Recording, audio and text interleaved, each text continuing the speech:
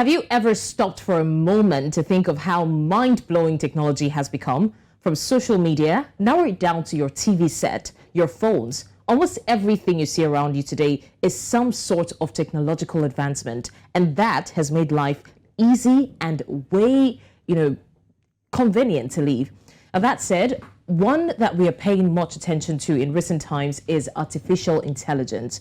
Now, artificial intelligence, commonly known as AI, has become a buzzword in the world of technology today. The nature of industry is such that it grows by leaps and bounds within no time. Thus, AI is in no different. From 1955, when the term artificial intelligence was coined, till today, the branch of technology has seen immense growth. However, as the data processing capabilities were not so advanced in the previous century, the growth rate was relatively not impressive. Now, post 2000, when the high-level facilities to store and process data arrived, AI started seeing unprecedented growth. I mean, how do you explain the robots, the self-driving cars, the smart assistant, healthcare management, you name it? This is a fascinating topic, and I am excited that we're talking about it on the show today. Welcome to another episode of Fafanua Afrika, where we discuss contemporary issues as they affect the African youth. My name is Mosugu, and of course, I'm still your host on the show. Stay with us as we take you through the next 1 hour.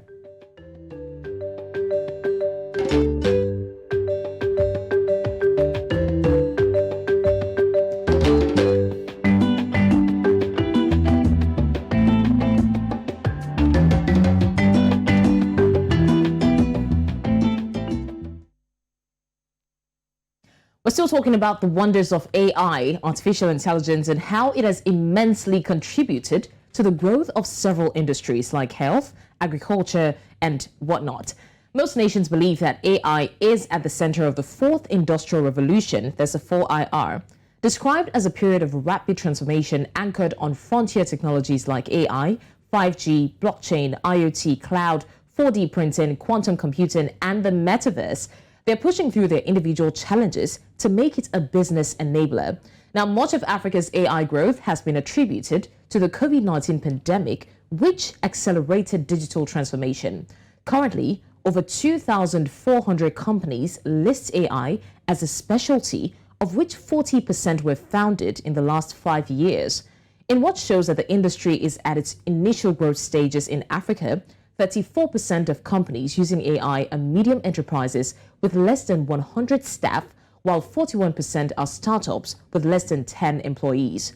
However, as Africa laments the lack of employment, this is a very interesting discourse, because how do we juxtapose why there is AI when there is a lack of employment for the African youth? So we're having computers and robots replace humans, and we still lament the lack of employment. These and many more are the issues we will be discussing today. I'm elated for the guests that will be joining us on the show today, as they are doing exceptionally well in their field, especially this field, the AI industry. Joining me to discuss this, one aspect of fast world technology from Nigeria, is Malik Afegbua, the CEO of Slickcity Media, and a fantastic multimedia artist who is focused on curating a virtual heritage experience of a particular ethnic group in Africa. Thank you so much, Malik, for joining me. Thank you for having me. My pleasure. Great. Also joining us, I have the pleasure of having the co-founder, CEO, Chil AI Group of companies, all the way from Kampala, Uganda, Nabuuma Shamim Kaliisa. Thank you, Shamim, for joining us. Thank you so much for having me today. It's my pleasure. So Malik and Shamim, like I said earlier, I am excited about this topic because it's something that so many people have been intrigued about for the longest time. So we will be getting straight into it, and please feel free to share as much as you can, because we want to learn about the AI industry. Now, I'll start with you, Malik. They say that the artificial intelligence is the future of photography, the futures of almost everything, really. And you do amazing work with your creations. I've seen your work and they are mind-blowing. My question now is, how are you able to bring those images to life? I saw some pictures on your Instagram, some old people, the older generation, looking so young, basking on the beaches and all of that, on the wrong way and all. So how do you bring these pictures to life? Yeah, you said the word already, artificial intelligence, and as we know, it keeps growing, and it keeps getting better every time because like we've had AI for a long time now. Well, it's just up until now that it's kind of accessible to like people. And it's also become easier to use, for certain use cases and for certain solutions. For instance, this fashion shows and the clips that you see now, like on your screen, were all brought up with the help of AI. And there are many different AI engines that you could use that, from prompts, references, creating different variations. You could create worlds that don't actually exist. And we didn't have that before, in terms of the speed at which this happens and also the quality in which this happens as well. Because it keeps learning, and artificial intelligence keeps learning like every day. Every single data you put in, it learns from that, and it gets better the next time you use it. So I think the possibilities are really endless for that.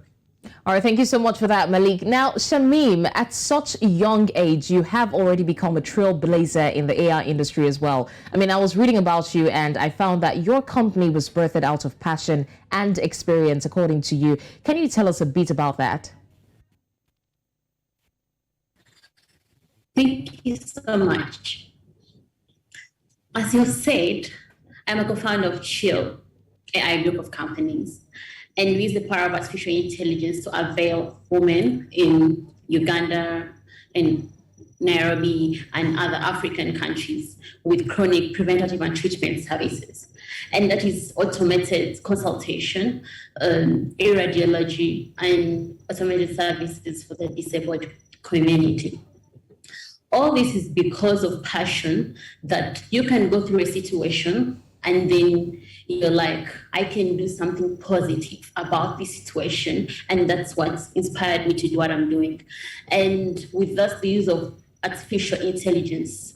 For example, by way then, as you said, in COVID-19, during the COVID-19 era, there was an increase in the use of AI in different companies and everything. So compared to what was there before and what is right now there, is that for us, we are using this AI that very many customers can use the services at the same time, and they're getting services, and then they feel they're being offered the best. So that is what we are offering, and specifically women.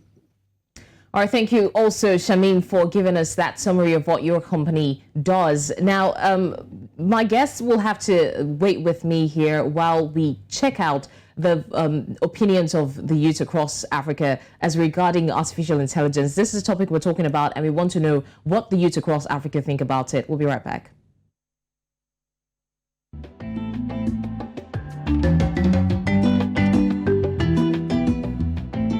AI will dominate the tech space in years to come.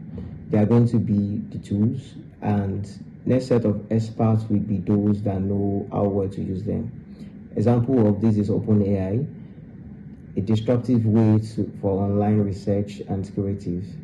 If they have a major partnership like Bing, they could be major threat for Google in years to come. Why Google is god of AI too is going to be an interesting composition to witness. One core benefit of artificial intelligence, especially to African youths, is access. At this moment, the level of access that every African youth that is connected to the internet, you have an internet-enabled device, that is a smartphone or a laptop, and you can have that connection. The access to resources that you have is immense. So this access is used in different ways by different people. So there are people that at this point in time, they need this access for education. You're exposed to the highest levels of education available online. You're able to ask already trained models, artificial intelligence models, questions that can relate to your education or even your skill development. Africa has a high level of tech-talented skills, and these skills can be developed using these possibilities, using these artificial intelligence possibilities that are already existing. All right, and then another level of access is for career development for people that would want to work in certain kind of roles. So you're able to have access to tools that allow you to really set up yourself in the best possible light using global standards. The way I look at AI is that as at the end of the day, for now, it's already AI. We already use AI tools in call centers, generating presentations, chatbots, and just general process optimization. And with the next step or next layer that has been achieved in the industry being natural language processing or large language model processing, which has led to the rise of tools like ChatGPT, DALI, and a bunch of other models that are being used in interesting ways by professionals, be it to generate AI versions of art, be it to have automated workspaces, or to summarize documents, or to generate entire different contents or write essays. I think there's a huge opportunity here for us to really boost productivity. I know some people will look at it from a cost-cutting perspective and jobs being automated away, but at the end of the day, artificial intelligence is meant to augment human capabilities and let us do more work.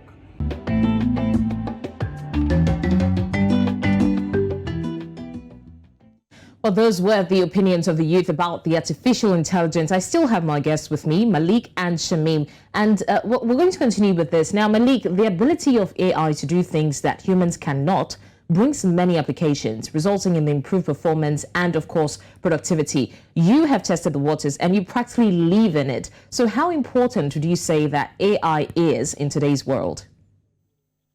I think it's very crucial, and I think it's very important for people to understand that the earlier they accept it, the better.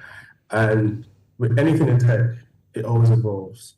So if you fight it or you say, oh, I'm not going to be a part of this community or not, it's still going to evolve regardless. Why not just make it, why not just be a part of that, innovation? Why not just be a part of that community that you could use tech to further better everything that you're currently doing? Because two things. One, it speaks up anything you want to do. Secondly, it actually amplifies it as well. So if you're a traditional person and you want to say, I don't want to use AI or tech, I want to keep it the traditional way, fine, that's all good as well. But you could use that to still inspire yourself. With what I do with this thing, because I'm a filmmaker as my background, I use that to inspire worlds. I create worlds that I would normally not be able to create or to explain to people when it comes to, I'm trying to envision something and I want to create this world, this film. How do you see it? Well, I could imagine that with AI. If I was to use Photoshop or some 3D software to do that, it's going to take a very high GPU computer. It's going to take a massive amount of time for me to achieve that. But I could do this in 10, 20 minutes with AI, depending on what I'm doing. So I think it's very crucial for people to start to look into that direction for solutions.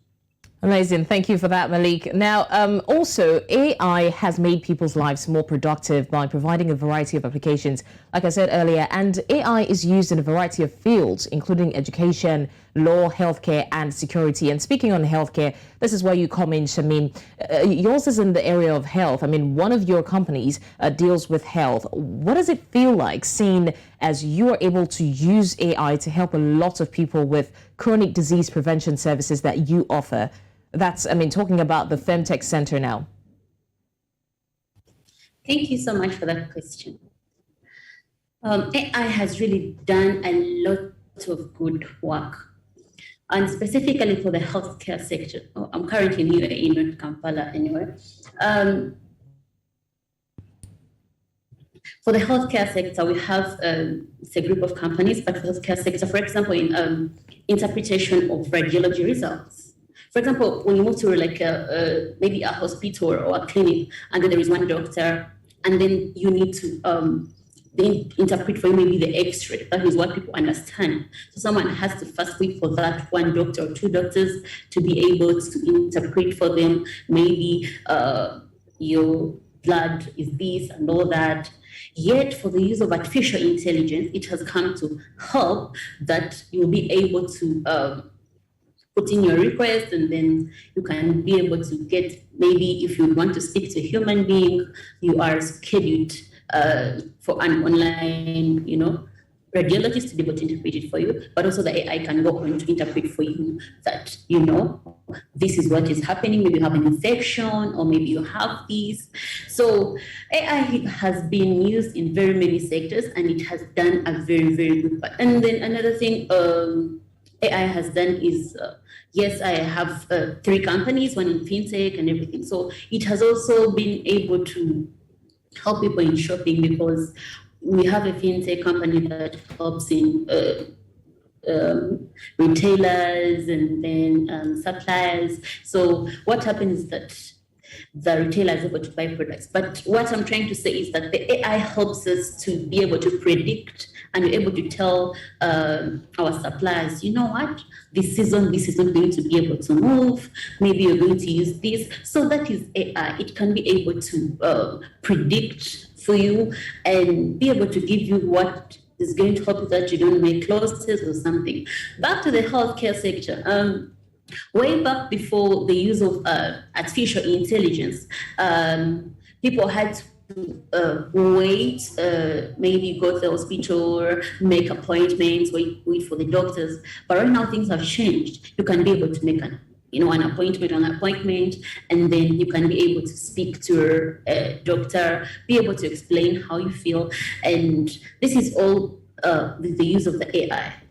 And I can give another example of this artificial intelligence, because I believe that artificial intelligence is for our good. Because I can say I can go to a clinic and be able to work. But if I'm going to work, for example, in Africa, most of the health centers or hospitals, someone can work maybe like 5-6 hours maybe in a day, maybe for specialists and everyone, but you can get tired. And the efficiency that you have in the morning isn't going to be the same efficiency you have in the evening. Right now, you're already tired. You thought about this and that. But the use of artificial intelligence, use of the chatbots and everything, those are machines that are trained. So they're not going to be tired, and they're going to offer you the service that you would have wanted, like a doctor offering a service in the morning. So artificial intelligence has come to make work easy for us in the healthcare sector, in the education sector, in, all that is artificial intelligence. So in helping the different people in the communities, I can go much more to that, is that you can work on maybe more than 5, 6, 7 patients at the same time, because Right. it does real time, on our chatbot, and then someone can be able to speak to this one, this, and also with the disabled population that is left out. Right. Our people can be able to turn the sign language and then can interpret it to a doctor so that they can be able to speak. So all that is artificial intelligence, which was not there before. Right. But it has done so much. All right, thank you so much for that, Shamim. Once again, I would ask you to please stay with me. We'll go on a short break now, and when we come back, we'll be talking about AI as we have started, and we'll also share with you reactions from social media on this very important discourse. So don't go anywhere. Stay tuned.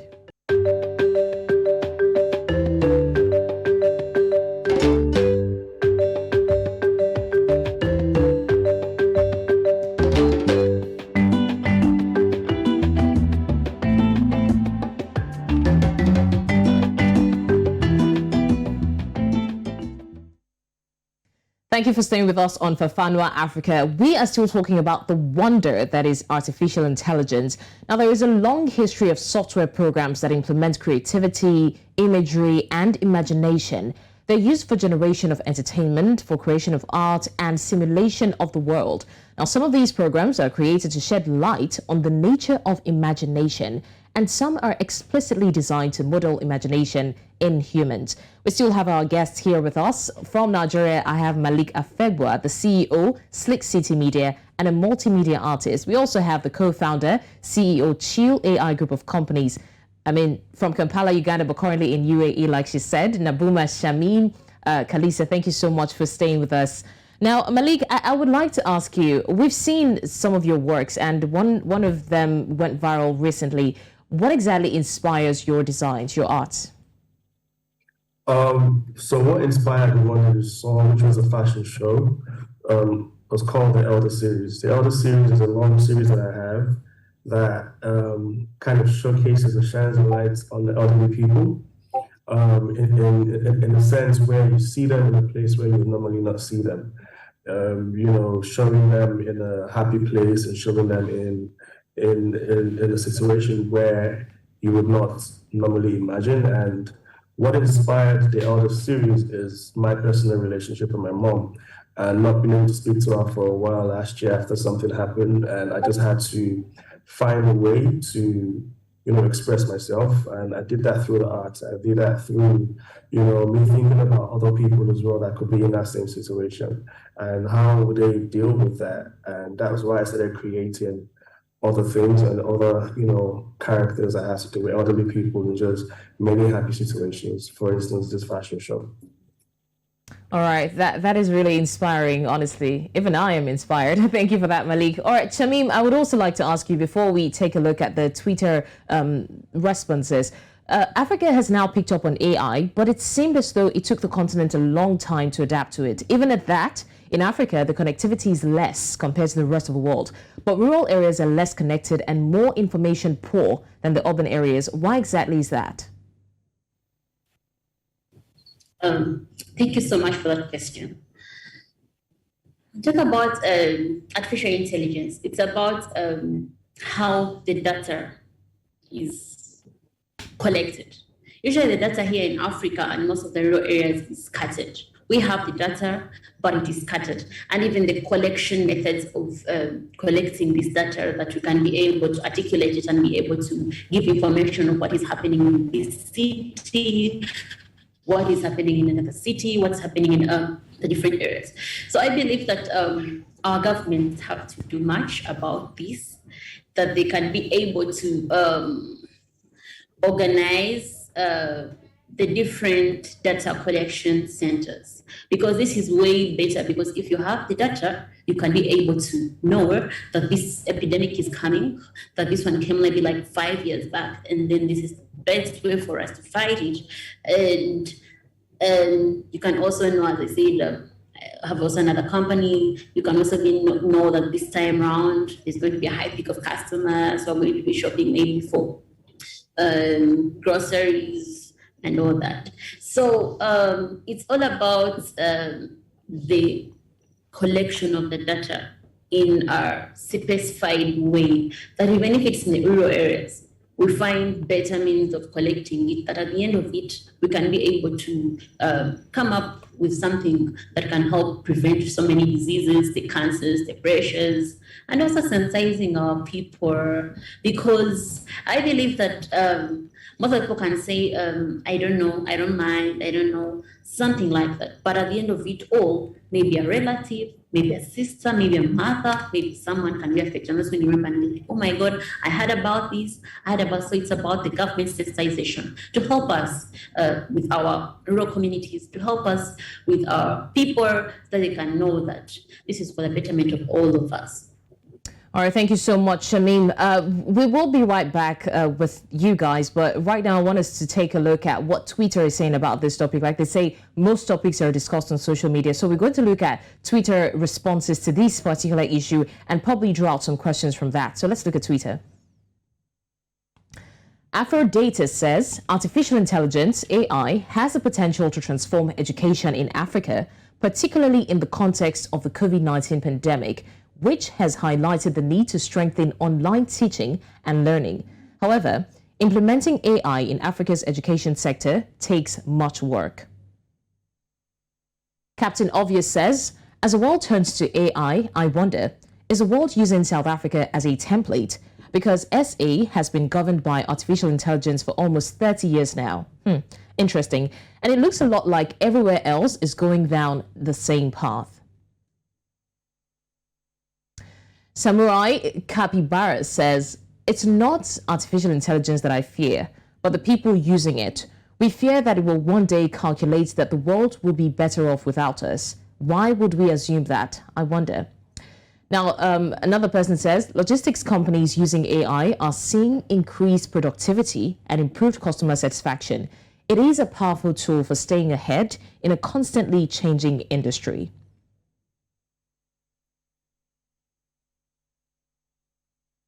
Well, those were the reactions we have from social media, powerful words and, spot on observations. And this will bring me to my next question. And I'll be asking Malik this question.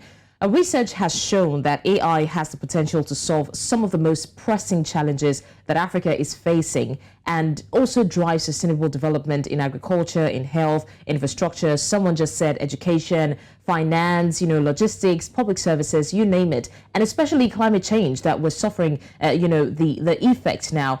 But do you think that Africa is equipped enough for artificial intelligence? Malik, are you with me?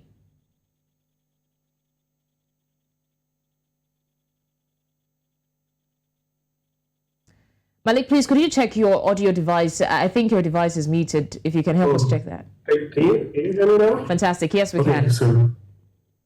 so I was saying, for those industries that you spoke about just now, in Africa, we're not there yet, but we can be there.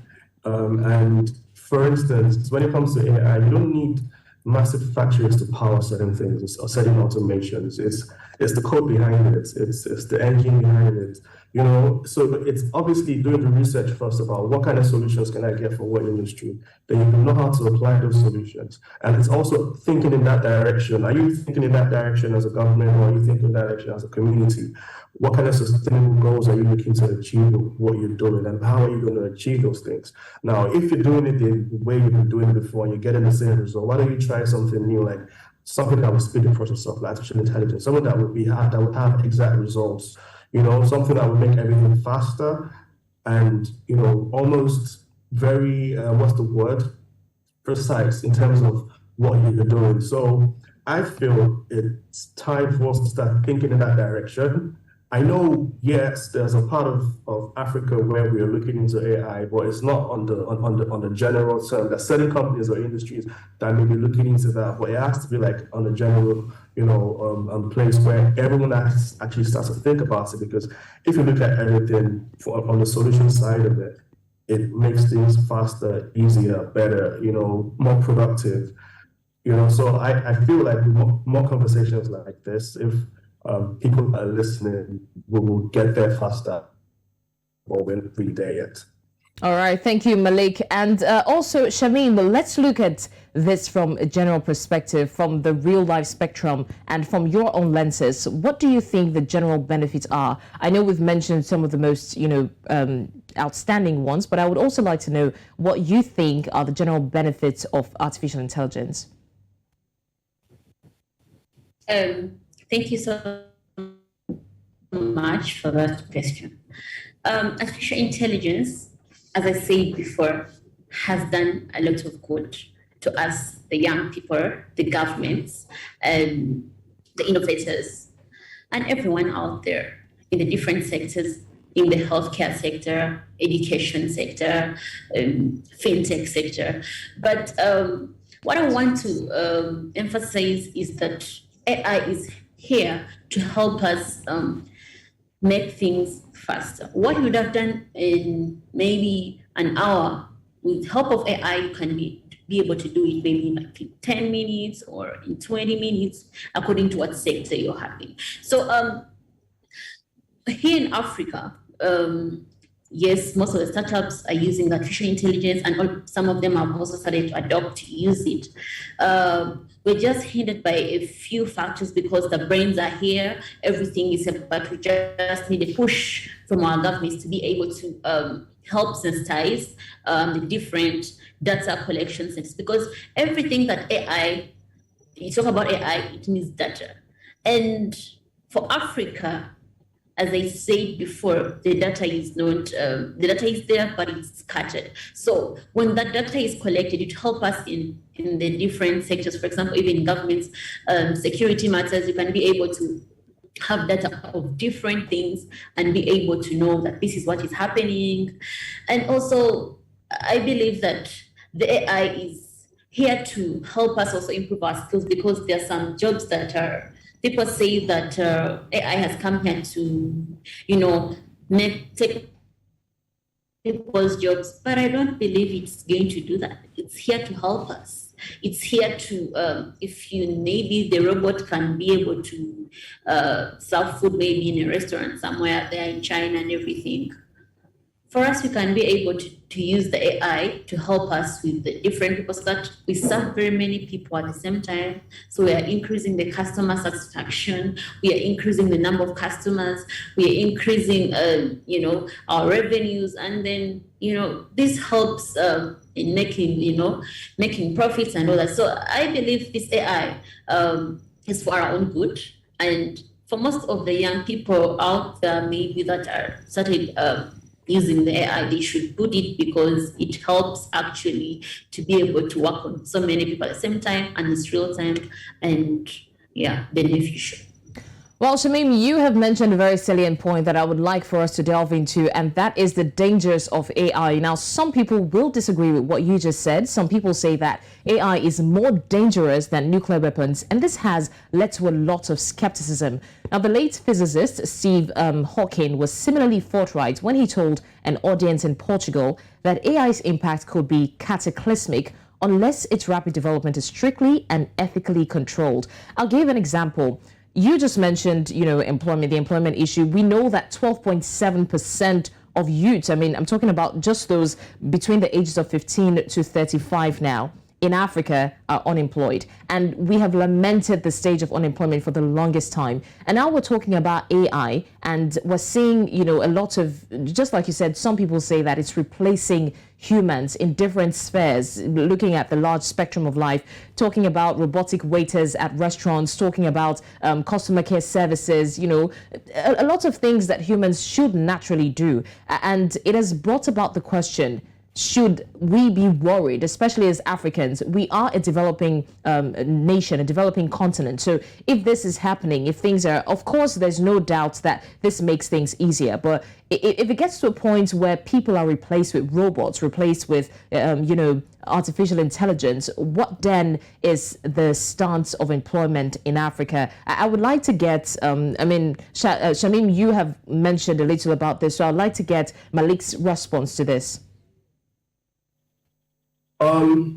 I don't think we should be worried about it. So here's the thing. Every technological advancement, when it comes to major breakthroughs of things like this, where first of all done in a sci-fi film, most of it was inspired by a sci-fi film, if you think about it. But all these sci-fi films always end up in disasters or calamity or AI taking over the world or things like that. Never anything really positive.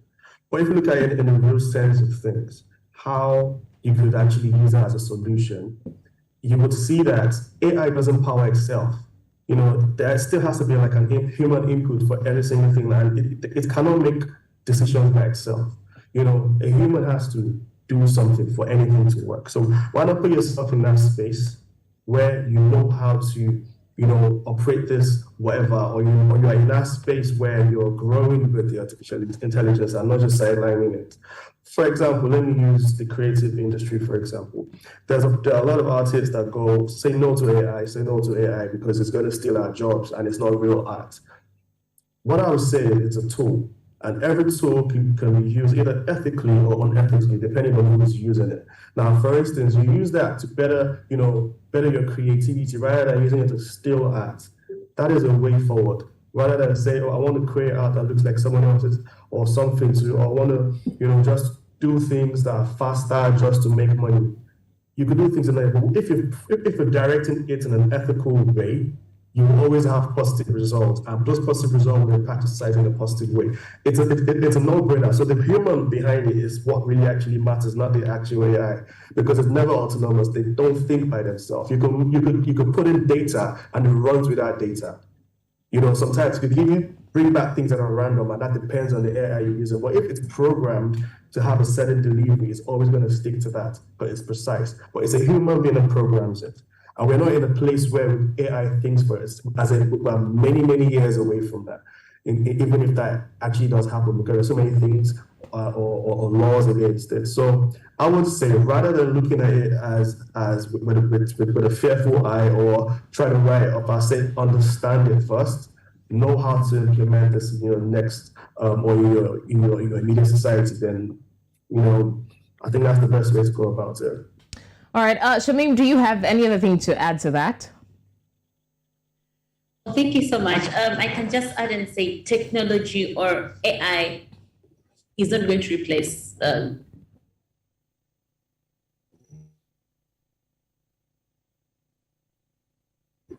humans. No, it is human. Keep training and training. So who's going to train that without the humans? But what I would want to emphasize is that yes, people say, but everything has a good and bad thing.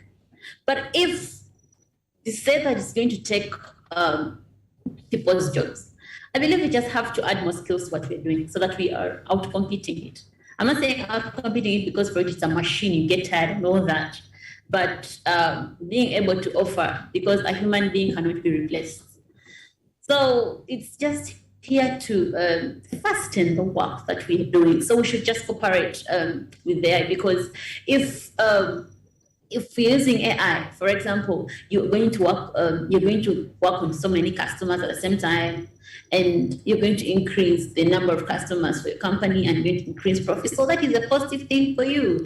So when you look at the bit of unemployment, it's not going to take the jobs for the people. No. It's just going to help us. So we just have to work together with the AI in whatever we're doing, whether education, whether health, whether fintech, so that everything comes out for the best.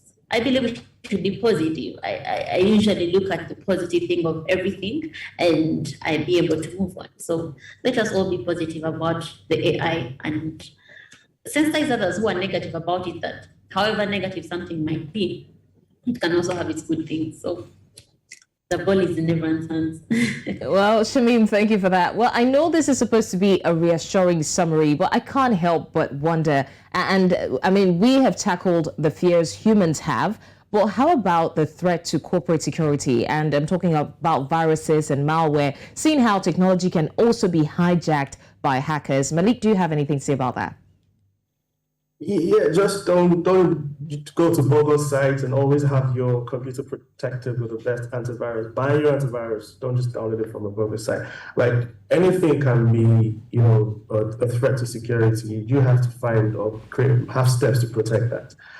So and it's just the basic things. If you buy a computer, get a solid antivirus. Things like that, or don't go to bogus sites, or just know exactly what you're doing, how you store your password. Everything actually has, security steps that you do. You can't just be lax with it.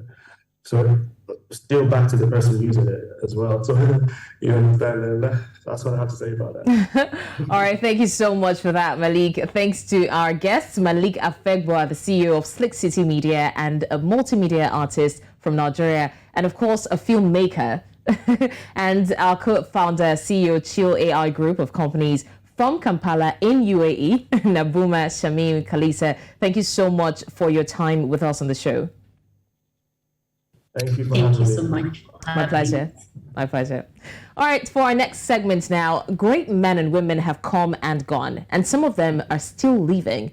One thing that connects us youths in Africa with these icons before us are their words. So we'll take a look at some quotes that they have to give to us.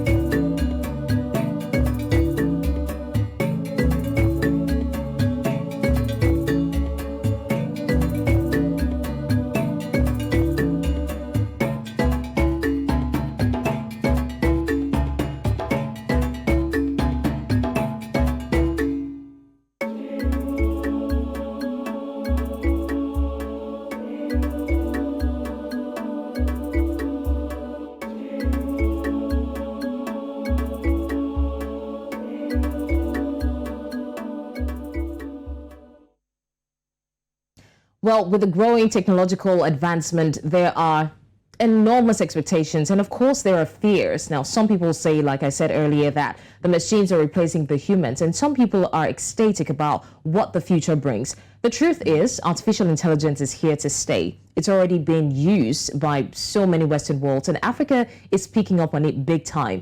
The question to you, the youth in Africa, is what would you do with it? Now, some people believe that the best solution is to just venture into tech, but truth be told, not everybody can go into tech, and even those in tech will have to, up their game. So what you can do is up your game in every sphere that you find yourself. Technology is in every field. Talk about health, talk about agriculture, talk about politics, everything. I mean, looking at the politics in Nigeria, for example, the forthcoming elections will be run strictly by beavers. So a lot of things are coming into play, and a lot of people are changing. A lot of things are changing. So you should change your A game.